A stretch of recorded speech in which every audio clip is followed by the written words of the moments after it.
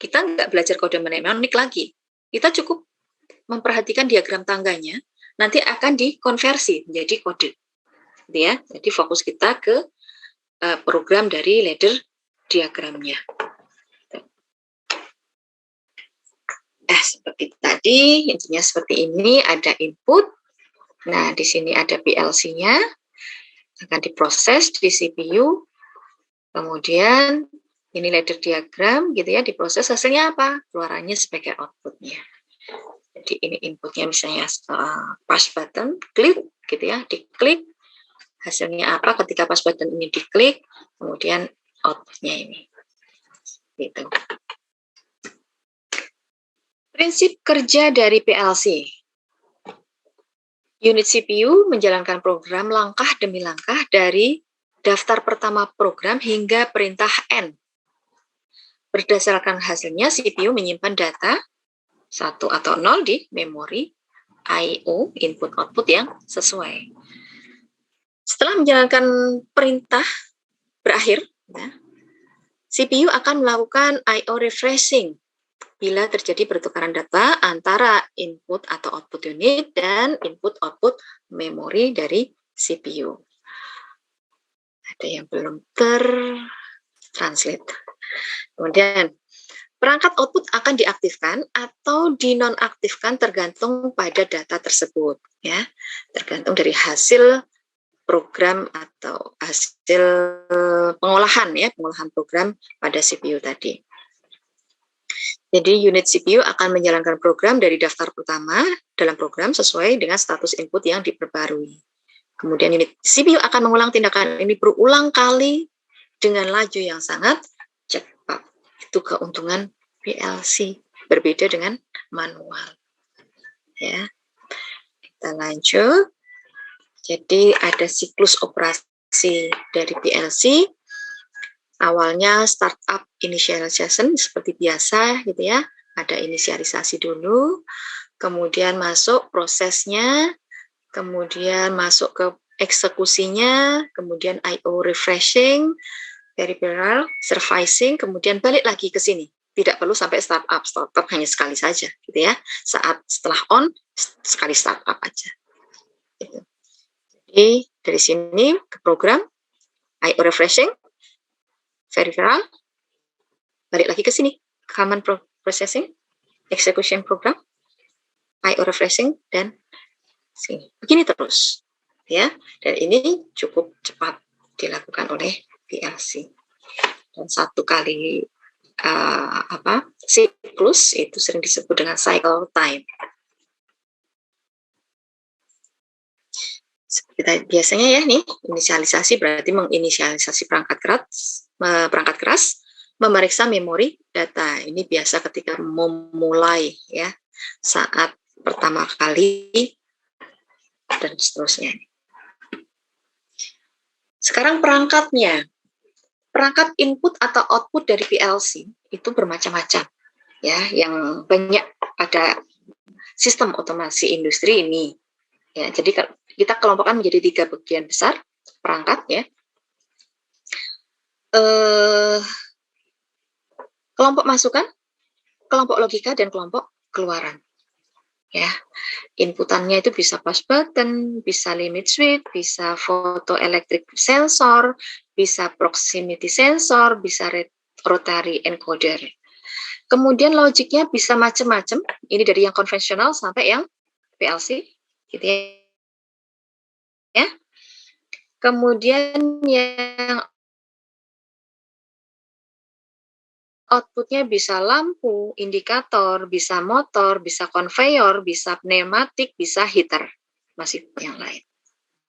Keras ya, logiknya dari outputnya.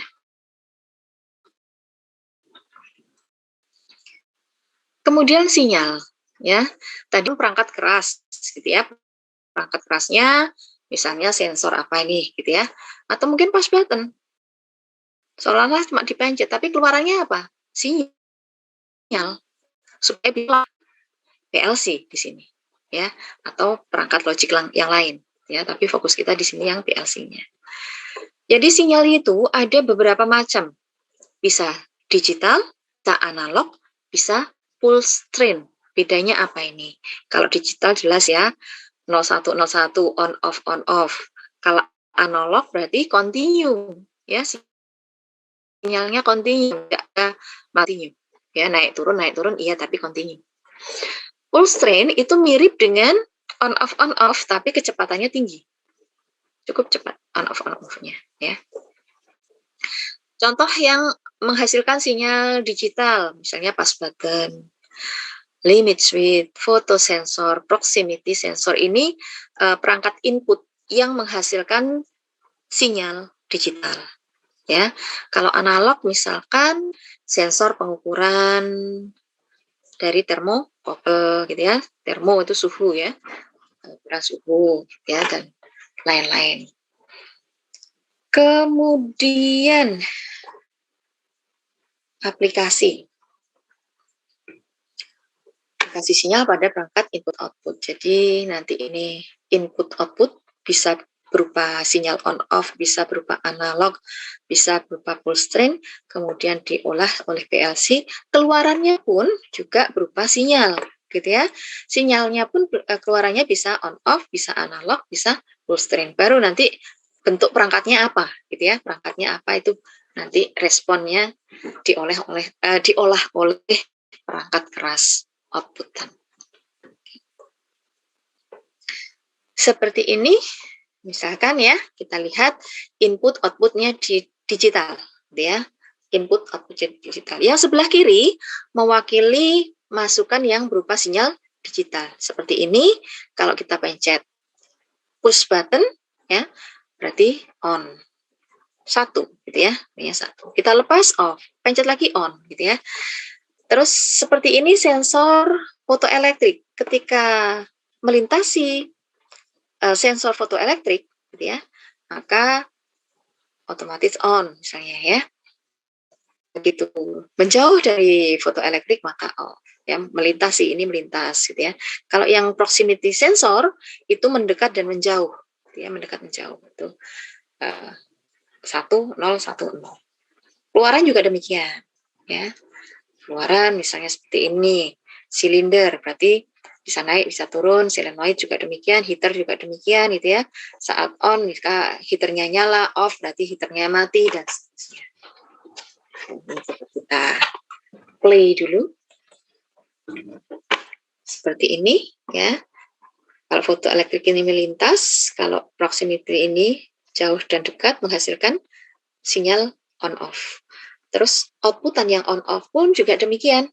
Outputan on off juga hasilnya hidup mati seperti itu. Kalau silinder juga demikian, memanjang memendek begini ya. Solenoid juga on off, heater juga on off. Bisa kita lihat, kita ulangi lagi. Ini masukannya, ini keluarannya. Ketika on off seperti itu hasilnya. Ya. Ini sinyal ya. Yang kalau ini dari perangkat keras menghasilkan sinyal, kalau yang ini dari sinyal masuk ke perangkat kerasnya, kalau yang bagian outputnya, terus keluar hasilnya tertentu. Kemudian kalau input atau outputnya berupa analog, sinyal analog, ya seperti ini, bisa kita diwakili ya, analog berarti terus menerus tidak on off. Ini yang kiri inputan, yang ini ya. Ini analognya. Untuk input output analog. Oke. Kemudian kalau input output yang sinyal berupa pulsa. Jadi kecepatannya tinggi kalau pulsa ya, on off tapi tinggi, jadi seolah-olah tidak kelihatan seperti ini. Inputannya on off ini sebenarnya. Tapi karena terus-menerus sehingga menjadi pulse train gitu istilahnya. Ini juga demikian. Ya. Kita lanjut lagi. Membahas perangkat masukan. Sebenarnya ini sudah kemarin ya. Sudah ada, cuma ini kita ulang sedikit. Masukannya ada yang berupa saklar. Ya. Saklar itu ada 2 macam. berupa kontaktor ya, yang berupa kontaktor itu ada dua macam, kontak normally open dan kontak normally close. Normally open artinya ketika biasa tidak ada operasi tertentu maka dia open. Baru ketika di push maka dia akan close. Tapi ketika dilepas dia open lagi. Ya, itu normally open. Berbeda dengan yang ini normally close. Ketika kondisi biasa on terus gitu ya, terhubung terus, kita di push malah terbuka gitu.